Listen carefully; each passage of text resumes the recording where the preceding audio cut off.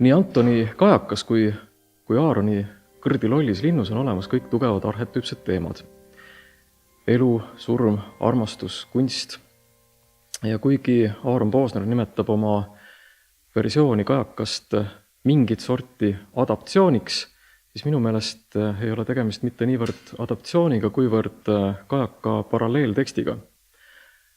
Ja see kokkuvõttes töötab nõnda, et mõlema teksti paralleeljooned liiguvad ühes suunas. Ja selle suuna määrab mõlema teksti taotluste kattuvus. Ja see taotlus on siis lühidalt öeldes see, et mõlemad, nii kajakas kui kõrdi loll lind, nõuavad nii-öelda tõelisemat teatrit. Mis on teatri puhul see kõige valelikum asi? Siis see, et ta keeldub tunnistamast, et on teater ja teeskleb justkui päris elu. Aaron Posneri tekst annab esimesest lavahetkest peale teatrina teadvustatuse kätte ja see teadvustatus säilib siis kuni selle loo lõpuni.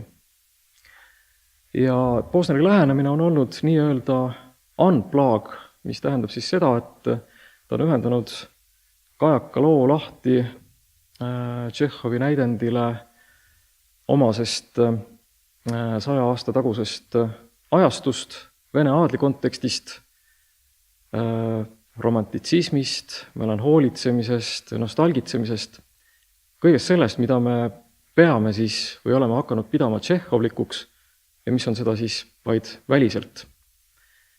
Ja minu meelest sellesse teksti on õnnestunud Posneril destilleerida väga isikliku lähtekoha pealt välja siis kajaka nii-öelda üdi ja olemus ja see ongi see, mis siis teeb lõppkokkuvõttes selle teksti võib olla raevukamaks, naljakamaks ja ka valusamaks, kui seda oleks kajakas originaalkujul praeguses ajahetkes.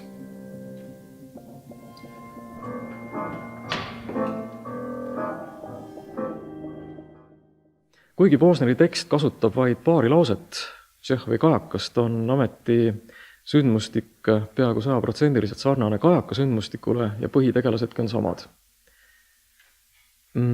Posner on kasutanud kajakat sellise mängumaastikuna endale oluliste küsimuste püstitamiseks. Ja kuna need küsimused on olulised ka minu jaoks, siis ei ole ma mitte niivõrd interpreteerinud Posneri teksti, kuivõrd üritanud teda koos näitlejatega võimalikult tugevalt ja mitmeplaaniliselt avada.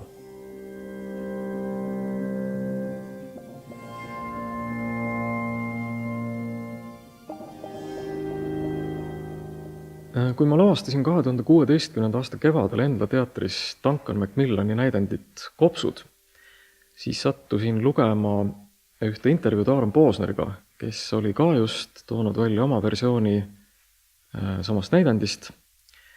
Ja intervjuu oli väga huvitav ja muu hulgas tuli sellest välja ka Posneri Tšehhovi armastus ja käis läbi pealkirjana ka tema versioon siis Tšehhovi kajakast pealkirjaga Stupid Fucking Bird. Ja kuna see pealkiri tundus nii selliselt totakalt võluv, siis otsustasin selle näidendit teksti välja tellida ja läbi lugeda. Ja miks ta juba esimesel lugemisel nii palju kõnetas, oligi see, et autor on lähtunud äärmiselt isiklikust prismast ja harva satub kätte tekst, kus sisalduvale oleksid ka ise valmis nii paljus alla kirjutama.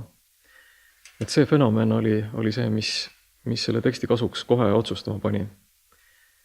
Minu jaoks on kõige olulisem teema selles näitemängus kompromissitus ja teisalt siis kompromissindus elus, armastuses ja kunstis. Miks ja kuidas muutub idealism küünilisuseks ja kuidas ja miks me ühel hetkel siis tembeldame idealismi nii endas kui oma kõrvalseisjates lapsikuks ja naeruväärseks. Ilma seda endale märkamata. Miks ja kuidas see niimoodi läheb? Ja lugu on sellest, kuidas ja miks ja mida me unistame ja üldjuhul seda kunagi ei saa. Ja unistused on ilusad siis, kui nad on puutumatud, kui nad on realiseerimata, nad lendavad vabalt, nii nagu kajakas.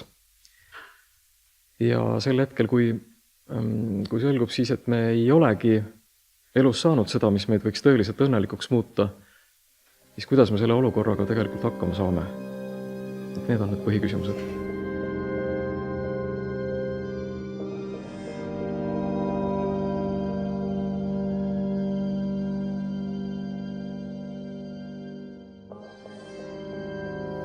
Need asjad vajavad kindlasti settimise aega. Kuna prooviprotsess on olnud küllaltki tihe ja intensiivne, siis nii palju võib öelda praeguseks, et sellist rikastavat avastamisrõõmu ja mängurõõmu on jagunud küll selle lõpusirgeni välja. Ja tuleb tõdeda, et seda kõike pakub ikkagi väga tugev tekst, mis seab platvormi selleks. Ja mul on väga hea meel olnud,